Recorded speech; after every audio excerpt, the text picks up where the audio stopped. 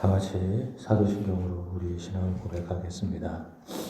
전능하사 천지를 만드신 하나님 아버지를 내가 믿사오며 그 외아들 우리 주 예수 그리스도를 믿사오니 이는 성령으로 잉태하사 동정녀 마리아에게 나시고 본디오 빌라도에게 고난을 받으사 십자가에 못 박혀 죽으시고 장사한 지 사흘 만에 죽은 자 가운데서 다시 살아나시며 하늘에 오르사 전능하신 하나님 우편에 앉아 계시다가 저리로서 산 자와 죽은 자를 심판하러 오시리라.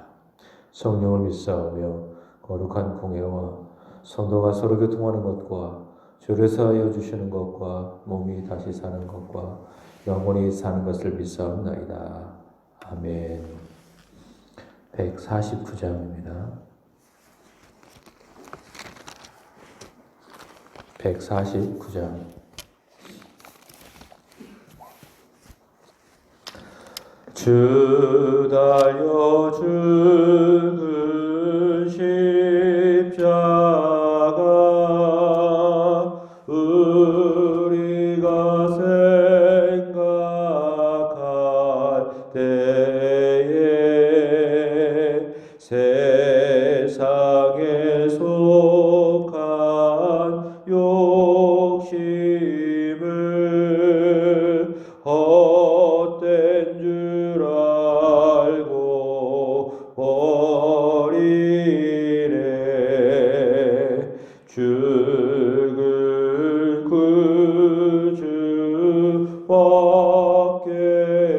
구주밖에는 자랑을 말게 하소서.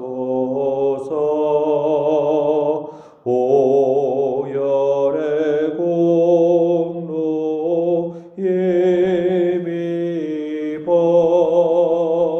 교만한 마음을 버리네. 못 박힌 손발 보니 근자비 나타내셨네.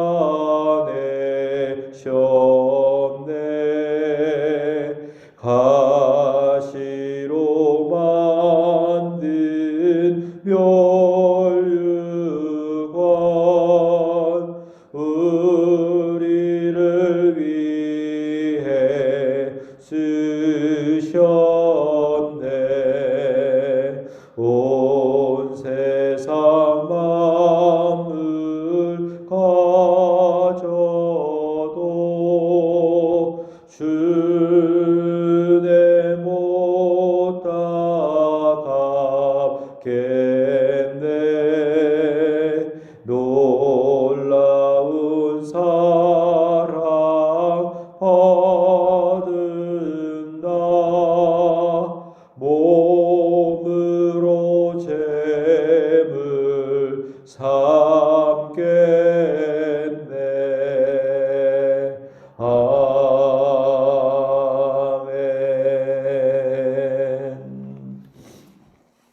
마태복음 21장 1절부터 11절까지입니다. 마태복음 21장 1절부터 11절까지입니다.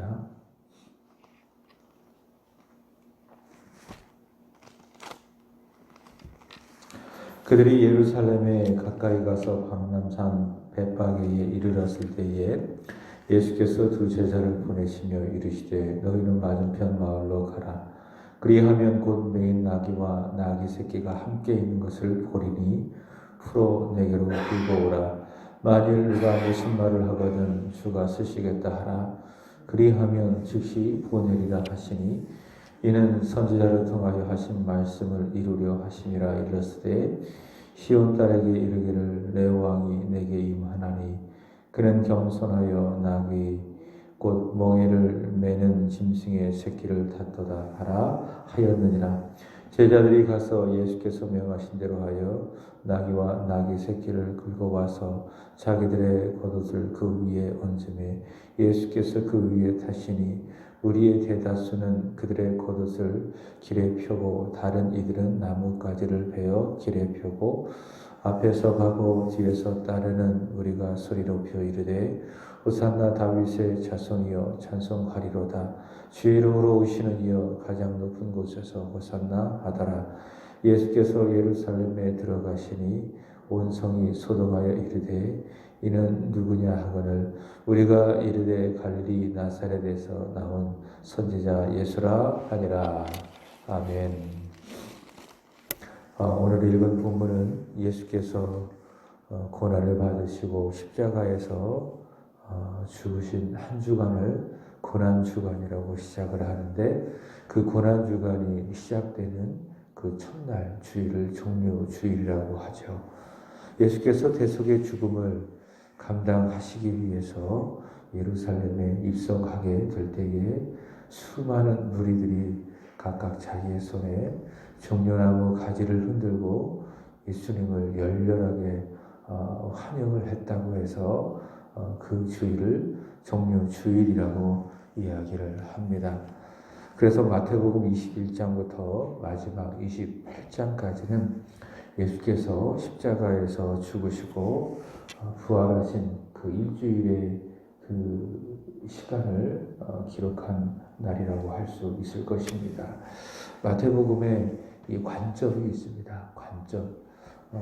마가복음도 그렇고 누가복음, 요한복음도 그렇고 각각의 복음서 기자들이 성령의 감동으로 예수님을 보는 그 관점이 있는데, 마태복음은 예수님을 왕이다라고 하는 그 관점으로 성경을 기록을 하고 있습니다. 그래서 얼마 전에 소개를 했는데 계시록 5장 5절의 말씀을 보시면 네 그 생물이 등장을 하죠. 첫 번째가 사자입니다. 사자. 그래서 이 초대교회의 이 교부들은 사자를 동물의 왕이라고 하지 않겠습니까? 그래서 마태복음은 사자복음, 왕으로 오신 그 예수님, 이렇게 이해를 했습니다. 마가복음 같은 경우에는 종으로 오신 예수님, 그래서 이제 송아지 복음이라고 이야기하고, 누가복음은 사람의 아들로 오신 예수님, 그래서 사람 복음이라고 이야기하고, 요한복음은 하나님의 아들로 오신 예수님, 그래서 독수리 복음이라고 이야기를 합니다. 마태복음은 왕으로 오신 예수님, 유대인이 왕으로 오신 그 예수님, 그래서 사자 복음이라고 이야기를 하는데, 그래서 마태는 예수님께서 구약에 예언되어진, 구약에 오시기로 약속되어진 왕이다라는 것을 관점으로 하고 마태의 복음을 기록을 했습니다. 그런데 그 왕이신 예수님은 세상의 왕처럼 으뜸이 되어서 권세를 부리는 그런 왕이 아니라, 예수님께서는 하나님 나라의 왕으로서 낮아지고 또 낮아지고 깨어지고 또 깨어지고, 그래서 결국 죽으심으로 말미암아 진정한 섬김이 무엇인지를 우리에게 보여주시는 왕이다라고 하는 것이죠. 그래서 지난주 금요일에 마태복음 20장 28절, 예수님께서 이 세상에 오시는 것은 섬김을 받으려 함이 아니라 도리어 섬기려 하고 자기 목숨을 많은 사람들의 대속물로 주려 함에 있다라고 이야기를 했습니다. 그러니까 예수님께서는 대속의 섬김을 위해서 이 세상에 오신 우리의 왕이시다. 그것을 마태복음이 보여주고 있습니다. 이제 예수님께서는 자기의 목숨을 버리시는 그 참된 섬김을 위해서 여리고를 떠나서 예루살렘으로 들어가셨는데, 오늘 본문은 예수님께서 왕이시다라고 하는 증거를 보여주고 있습니다. 첫 번째 2절 말씀을 보시면 예수님께서 두 제자를 보내시죠. 그리고 매인 나귀를 끌고 오라라고 말씀을 하셨습니다. 이르시되 너희는 맞은편 마을로 가라. 그리하면 곧 매인 나귀와 나귀 새끼가 함께 있는 것을 보리니 풀어 내게로 끌고 오라. 그렇게 두 제자들에게 말씀을 하시고 명령을 하시고, 자 그리고 말씀하시기를 만일 3절 누가 말하거든 주가 쓰시겠다라 하라. 그리하면 즉시 보내리라. 이렇게 말씀을 하십니다. 주가 쓰시겠다. 이것은 예수님의 명령이죠. 명령. 거절할 수 없는 왕의 명령. 이것을 어명이라고 이야기를 합니다. 왕의 어명이 내려졌기 때문에 어떻습니까? 즉시 보내는 것을 볼 수 있습니다. 왕의 말은 어명입니다. 우리가 이해를 하든 또 이해를 하지 못하든 어명은 즉시 순종을 하면 되는 것입니다. 오래전에 이 전도에 관한 그런 책이 하나 있었는데 이런 책이 있습니다. 전도는 어명이다라고 하는 그런 책이 있습니다. 그래서 이 전도라고 하는 거는요, 해도 되고 또 안 해도 되는 그런 것이 아니라 반드시 해야 되는, 무조건 해야 되는 왕의 어명. 그래서 전도는 무엇이다? 어명이다라고 하는 것입니다. 요즘에 이 코로나 바이러스 때문에 이 노방 전도를 하지 못합니다. 그래도 전도는 해야 되기 때문에 어떻게 해야 될까 많은 고민들이 있게 되는 것입니다. 그래서 우리 성도님들이 그래도 주중에 사람들을 만나지 않겠습니까? 그러면 그들에게 예수님을 전하고 또 복음을 전해야 됩니다. 왜냐하면 전도는 우리 왕이신 예수 그리스도의 어명이기 때문에. 그래서 저기 지편에 보면 각자 전도할 수 있도록 전도용품을 준비해 놓았습니다. 그래서 자유롭게 전도용품을 가지고 내가 만난 사람에게 전도용품을 주면서 예수님 믿으세요, 이렇게 할 수 있어야 되겠죠. 지금은 그런 방법으로 전도를 하는 방법밖에는 달리 없다. 특히 코로나가 끝나면 우리가 노방으로 나아가서 전도하겠지만, 자, 전도는 무엇이다? 전도는 왕의 어명이다라고 하는 겁니다. 예수님께서 어명을 내리시죠. 나귀와 나귀 새끼를 가지고 오라. 그러자 그 어명에 즉시 순종하게 되는 것이죠. 자, 두 번째로는 예수님께서 왕이시라고 하는 증거는 구약 성경을 오늘 보면 4절의 말씀을 보면 선지자라고 이야기를 합니다. 마태복음 24장의 말씀을 보면 구약 성경을 예수님께서는 세 가지로 분류를 하십니다. 첫 번째로는 율법이라고 하는 것은 모세 오경을 말하죠. 창세기, 출애굽기, 레위기, 민수기, 신명기, 이것을 모세 오경 또 율법이라고 이야기하고, 두 번째로는 선지자라고 이야기합니다. 그래서 역사서를 포함한 모든 선지서를 선지자 그렇게 이야기하고, 나머지 시가서가 있죠. 욥기부터 아가서까지. 어제 우리가 주일에 들었던 말씀은 아가서고 시가서로 분류가 됩니다. 자, 그래서 율법, 선지자, 그 다음에 시편, 시가서, 이것을 구약 성경이라고 이야기하는데, 오늘 보면 4절의 말씀을 보시면 구약을 대표하는 선지자라고 이야기하는데, 이 구약 성경은요, 선지자를 포함한 이 구약 성경은 그 초점이 있습니다. 그 초점, 왕이 오실 것을 예언하게 되는 것입니다. 왕이 오신다, 왕이 오신다. 그래서 대표적으로 구약 성경의 왕이라고 하면 다윗 왕이 있지 않겠습니까? 다윗 왕이 있는데, 이 다윗 왕은 예표입니다. 예표. 다윗이라고 하는 그 존재 자체를 구약 성경이 우리에게 보여주고, 또 그가 믿고 또 섬겼던 하나님, 또 그의 믿음을 우리에게 다윗을 통해서 보여주고 있지만, 거기에만 멈추지 아니하고 이 다윗이라고 하는 그 왕은 장차 오실 왕을 예표하는 인물이라고 할 수 있겠죠. 예수 그리스도를 예표하는 왕이 바로 다윗 왕입니다. 선지자 이사야 9장 6절의 말씀을 보시면 왕이 오실 것을 또 예언하고 있습니다. 한 아기가 우리에게 낳았는데 그 어깨에는 정사를 메었고 그의 이름은 기묘자라 모사라 전능하신 하나님 영존의 아버지, 그 다음에 평강의 왕이라, 그렇게 이야기하고 있습니다. 이렇게 다윗도 그렇고 또 선지자는 왕이 오실 것을 구약을 통해서 예언을 했고, 바로 그 왕이 누구시다?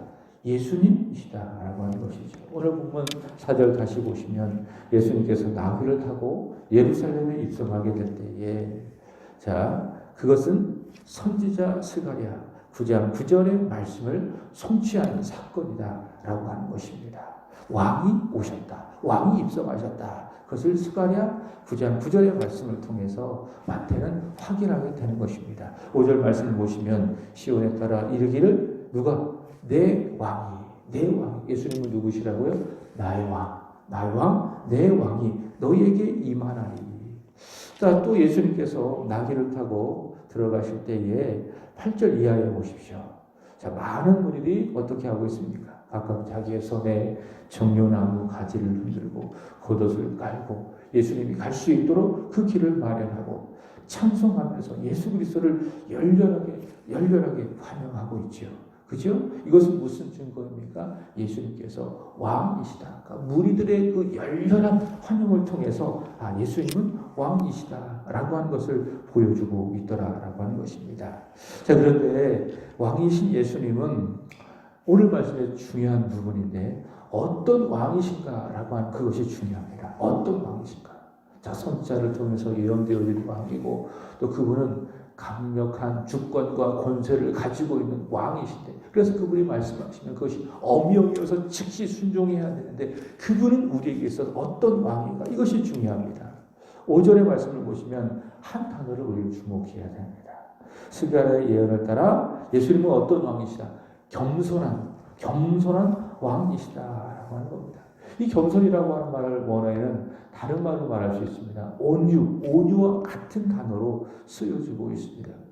여러분 우리가 온유를 생각할 때 통상 부드럽다, 또 온화하다 이렇게 이제 생각을 하게 됩니다. 예수님께서도 마태복음 11장 29절에서 말씀하시기를 나는 마음이 온유하고 겸손하다 이렇게 말씀을 하셨는데 여기서 온유라고 하는 것은 우리가 생각하는 대로 부드럽다 이렇게 이제 그런 의미가 아니라 물론 우리가 성경을 읽어갈 때에 우리가 생각하는 그 개념의 단어가 나오면 아마 또 이것일 것이다라고 생각을 하고 읽으면 이해가 되는데 100% 그렇지만 않아요. 100%. 그래서 이제 성경을 읽을 때에는 원래 성령께서 그 기록하신 그 의도대로 우리가 성경을 읽을 수 있도록 기도하고 읽으셔야 되는 거예요. 그래서 성경은 성령의 감동으로 기록되어 있기 때문에 우리가 이 성경을 읽거나 또 말씀을 들을 때에는 성령의 조명하여 주심으로 원래 성경이 기록되어진 그 의도대로 우리가 성경을 보고 이해할 수 있도록 도움을 구해야 하겠다라는 것입니다. 우리가 온유를 생각할 때에 온화하다 이렇게 생각하고 있는데 그렇지 않습니다. 어떤 의미를 가지고 있는가 하면 이 온유라고 하는 것은 이런 의미입니다.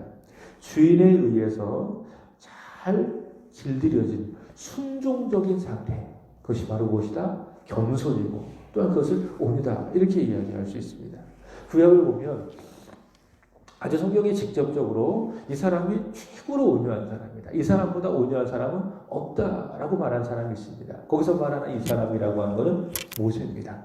모세는 참 온유한 사람이다. 그렇게 이야기를 합니다. 민수기 12장 3절의 말씀을 보시면 이렇게 이야기합니다. 모세는 온유함이 지면의 모든 사람보다 더하다. 그렇게 이야기합니다. 사실 모세는요 굉장히 다혈질적인 사람입니다. 그러니까 베드로와 성격이 아주 비슷해요. 왜냐하면은 그가 나이 40이 되었을 때에 애굽의 왕자로 살면서 그 이스라엘 백성을 돌아봤지 않겠습니까? 이제 거기에서 애굽 사람과 또 그다음에 그 히브리 사람이 싸우고 있는 것을 보게 됩니다. 근데 어떻게 합니까? 그것을 참지 못하고 애굽 사람을 돌로 쳐서 죽이죠. 그러니까 굉장히 다혈질의 좀 성격을 가지고 있는 사람. 그리고 출애굽기 32장의 말씀을 보시면 모세가 그 시내산에서 하나님의 언약의 두 돌판을 가지고 내려왔는데 그 이스라엘 백성들이 금송아지 우상을 만들어서 그것을 하나님처럼 섬기고 있었습니다. 그래서 어떻게 합니까? 그 광경이 너무 화가 났습니다. 그래서 어떻게 합니까? 하나님께서 친히 써주신 그 언약의 돌판을 던져버립니다. 그러니까 모세는 굉장히 한성격하는 사람입니다. 사실 그럴 만도 한 게 어제 우리가 들었던 말씀처럼 그 200만이나 되어지는 그 수많은 이스라엘 백성들을 그 통솔하려면 그 200만을 가지고 목회를 하려면은 성격이 좀 있어야 되겠죠. 그죠? 착해서는 안 됩니다. 그죠? 하나님께 그런 성격을 보시고 모세를 썼다고 생각을 하게 되는데, 그러니까 모세는 굉장히 한 성격하는 사람이다라고 하는 겁니다. 그런 모세를 보고 온유한 사람이다라고 말하면 우리가 생각하는 온유와 그 모세와 매치시켰을 때 이게 성립이 안 되는 겁니다. 그럼 거기서 말하는 온유는 무엇인가 하면 아주 사나운 짐승이 주인에 의해서 잘 훈련되고 또 길들여진 상태가 바로 민수기 12장 3절에 나오는 그런 온유의 개념, 모세의 온유이다라고 하는 겁니다. 모세가 온유한 것처럼 예수님께서도 온유하시다, 겸손하시다. 이것은 예수님께서 십자가의 죽음을 통해서 자기 백성을 구원하라라고 하는 하나님의 뜻에, 하나님의 그 계획에 온전히 순종하시는 상태. 그게 뭐라고요? 그가 겸손하시다, 그가 온유하시다라고 하는 겁니다. 이해하셨죠? 빌립보서 2장 8절 말씀을 보시면 온유하신 예수님을 바울을 이렇게 이야기합니다. 자기를 낮추시고 십자가에 죽기까지 복종하셨다. 그게 뭐예요? 예수님의 온유, 예수님의 온유. 그래서 온유하신 예수님께서 고난을 받으시고 십자가에서 죽으심으로 말미암아 하나님의 뜻에 순종하시기 위해서 예수님께서 예루살렘으로 들어가신 것입니다. 이런 예수님의 이 온유하심이 있기 때문에, 왕이신 예수 그리스도의 이 온유하심이 있었기 때문에, 그가 하나님의 뜻에 복종하여 십자가에 죽으심으로 온유하신 예수님께서 우리를 섬기셨고, 그 섬김을 우리는 믿었습니다. 예수님의 그 온유하신 그 섬김을 통해서 내가 죄사함 받고 의롭다 함을 받습니다 라는 이 사실을 내가 믿으면 우리는 구원을 받고 영생을 얻게 되는 것이죠. 8절 이하의 말씀을 보시면 그 온유하고 겸손하신 그 왕이신 예수님을 환영하는 그 무리들을 보여주고 있습니다. 그들이 생각하는 왕이라고 하는 것은요, 예수님께서 가르쳐 주시고 보여주신 왕입니다. 세상적이고 아주 정치적인 왕입니다. 그러니까 제가 지난주 금요일에 전했던 것처럼 이 제자들은 예수님과 함께 예루살렘으로 가야 되는데, 예수님께서는 고난받고 그 죽으심으로 말미암아 하나님의 그 구속의 계획을 이루어 가실 장소로 예루살렘을 생각했어요. 그러니까 섬기러 예루살렘으로 가시는 겁니다. 근데 제자들은 전혀 그렇지 않죠. 섬김을 받으러 예루살렘에 가게 된 겁니다. 이제 우리가 예루살렘에 가게 되면 우리 중 누가 하나가 한 사람은 우편에 한 사람은 좌편에 앉겠지, 이런 세상적인 기대를 가지고 예루살렘에 가게 된 겁니다. 이런 상태를 뭐라고 이야기했죠? 동상이몽이라고 이야기했죠. 같은 자리에서 잠을 자지만 서로 다른 것을 꿈꾼다. 그죠? 그게 이제 제자들의 상태입니다. 제자들의 상태. 그 제자들의 상태와 오늘 본문에 나오는 그 예수님을 환영했던 무리들의 상태와 똑같습니다. 예수님께서는 섬김의 왕, 온유하신 왕으로 고난과 십자가의 죽음을 통해서 우리를 구원하실 그 하나님의 계획을 성취하실 그 왕으로서 예수님께서는 예루살렘으로 들어갔지만, 그러나 그 예수님을 아주 열렬하게 환영했던 사람들은 예수님을 그저 세상의 왕으로, 정치적인 왕으로 예수님을 환영했던 것입니다. 예수님을 오해했지요. 예수님을 오해했지요. 그래서 이 예수님을 엄청나게 환영했던 우리가 나중에 어떻게 변해요? 예수님을 십자가에 못 박아라, 예수님을 십자가에 죽여라 라고 외쳤던 그 폭도들로 변했던 것을 볼 수가 있습니다. 왜요? 예수님을 잘못 믿었기 때문에. 같은 내용을 기록하고 있는 누가복음 19장 41절의 말씀을 보시면 예수님께서 가까이 오사 그 성을 보시고 우셨다, 이렇게 이야기합니다.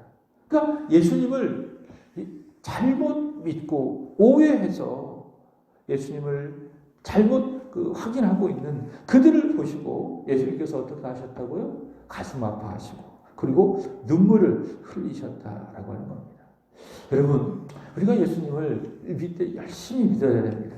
열심히 믿으십시오. 열심을 품고 주를 섬기십시오. 그러나 그것보다 중요한 것이 있습니다. 그것이 무엇인가 하면 하나님이 계시하신 대로, 하나님께서 이 성경을 통해서 우리에게 말씀하시고 보여주신 대로, 성경을 통해서 우리에게 계시해 주신 그대로 바르게 믿는 것이 중요하다는 겁니다. 바르게 믿는 것이 열심히 믿는 것보다 중요하다. 여러분, 예배 열심히 드리셔야죠. 예배 열심히 드리셔야죠. 그러나 그것보다 중요한 것은 무엇입니까? 바르게 드리셔야 됩니다. 하나님은 영이시니 요한복음 6장 24절의 말씀처럼 하나님을 예배하는 자는 무엇으로? 영으로, 그 다음에 진리로. 거기서 말하는 영, 예전에 개혁성경에는 신령, 그리고 진정 그렇게 이야기해서 또 예배하는 우리들의 열심 이런 쪽에 맞추어서 이 개혁 성경이 번역을 했는데 이 개혁 개정에는 영과 진리로 그렇게 이야기합니다. 거기서 말하는 영이라고 하는 것을 영어 성경에 보면 더 스피릿 이렇게 이야기합니다. 성령입니다. 성령으로 그 다음에 무엇으로 진리 하나님께서 말씀해 주신 그 진리로 하나님을 예배해야 된다라고 하는 것입니다. 그러니까 하나님께서 말씀하신 대로 우리가 하나님께 예배해야 그 예배가 하나님이 받으시는 연락의 예배가 되어진다는 겁니다. 창세기 4장의 말씀을 보시면 두 사람의 제사가 나오지요. 아벨의 제사, 그 다음에 가인의 제사. 근데 하나님께서는 가인의 제사를 연락하지 아니하시고 아벨의 제사를 연락하셨습니다. 그 이유가 있습니다. 어떤 분들은 이것은 재물의 문제다. 아벨은 피의 제사를 드렸고 가인은 그렇지 않았기 때문에 하나님께서 그 예배를 받지 아니하셨다. 이렇게 이야기하는데 그렇지 않습니다. 믿음의 문제입니다. 어떻게 예배를 드렸느냐? 아벨은 말씀대로 믿음으로 예배를 드렸죠. 하나님 받으시는 겁니다. 그러나 가인은 자기 생각대로 예배를 드렸습니다. 하나님께서 받지 아니하신 것이죠. 예배 드릴 때 열심히 드리셔야 돼요. 그러나 하나님이 바라시는 그 믿음의 모습으로, 믿음의 마음으로, 영으로, 진리로 드리셔야 됩니다. 기도도 마찬가지죠. 열심히 하셔야 됩니다. 그러나 어떡하자? 바르게 기도해야 되는 것입니다. 우리가 바르게 믿지 않으면은, 우리가 예수를 믿을 때에 열심히 믿는 것보다 바르게 믿지 않으면은 그 모든 열심, 그 열심에 기초한 모든 헌신은 아무것도 아니죠. 바르게 믿지 못하면 우리는 천국 가지 못합니다. 구원받지 못합니다. 열심히 믿어놓고 그 끝은 멸망이며 지옥인 것입니다. 그것은 예수님께서 보시고 마치 예루살렘을 보시고 아주 안타까워하시고 눈물을 흘리신 것처럼 우리가 열심히 믿는데 주님을 바르게 믿지 못하면 예수님께서 매우 안타까워하시고 눈물을 흘릴 수밖에 없다라고 하는 것이죠. 여러분, 예수님은 누구십니까? 하나님의 아들, 우리를 죄로부터 구원하시러 이 세상에 오신 왕. 그가 우리를 위해서 고난을 받으시고 십자가에서 죽으셨지만 다시 살아나셨습니다. 이것이 무엇입니까? 성경이 우리에게 보여주는 예수님. 이 복음을 우리는 믿어야, 이 예수님을 우리가 믿어야 어떻습니까? 구원받고 천국에 가게 됩니다. 왕이신 예수님을 바르게 믿고 바르게 섬기고 그 기초 위에 우리의 열심, 우리의 헌신이 더해지기를 바랍니다.